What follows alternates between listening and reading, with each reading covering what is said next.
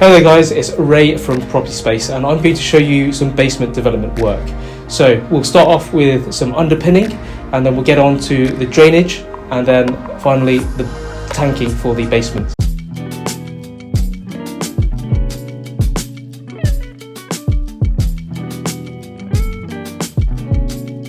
Okay, so welcome to the basement. So here we've dug up all the surrounding area and done the underpinning, as you can see. So the original floor line was actually just above those engineering bricks there. So where it's slightly recessed, that's where the original floor line was.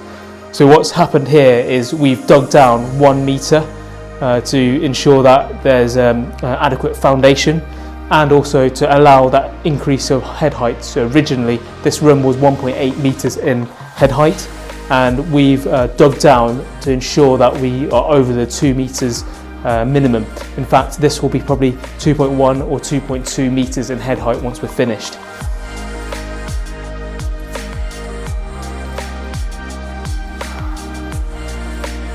Around me you can see the underpin is all finished, so the concrete is now laid.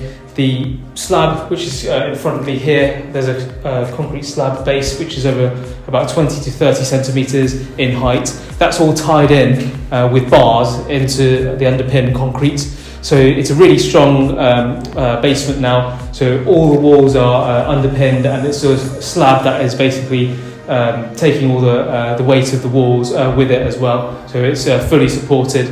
What we're going to do next, as you can see, is we've dug some drainage channels all around the edge of the basement, and that leads to this hole over here. So this hole over here is going to collect all the water and become a drainage system for the basement, so that this water that accumulates in the basement, it can be pumped out of the property.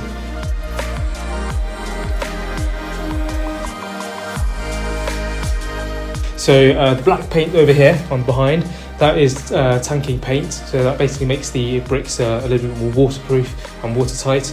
And this white membrane here, these are basically to ensure that the moisture is between this layer, between the brick and the plastic here. So it all drains down and basically ends up in this plastic channel over here that's been dug out. And basically all those channels lead to the sump pump, which is in the corner that was shown earlier down over here.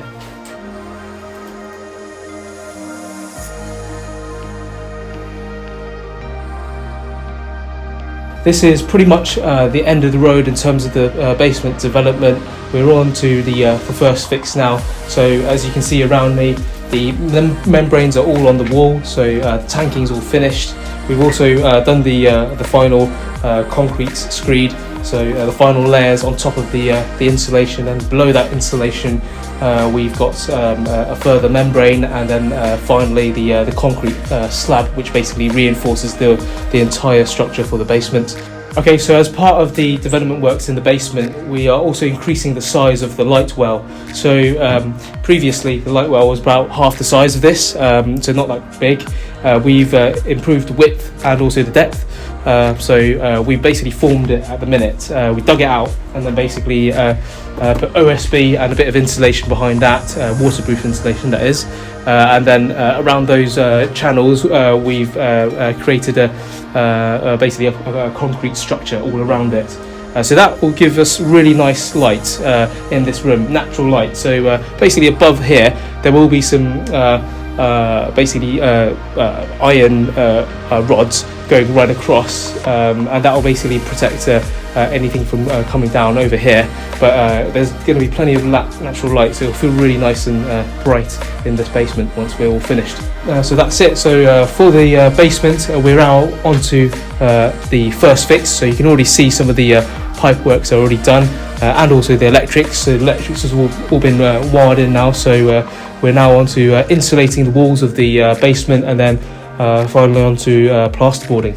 Alright, thank you for watching the video, and we'll see you again. Thank you guys.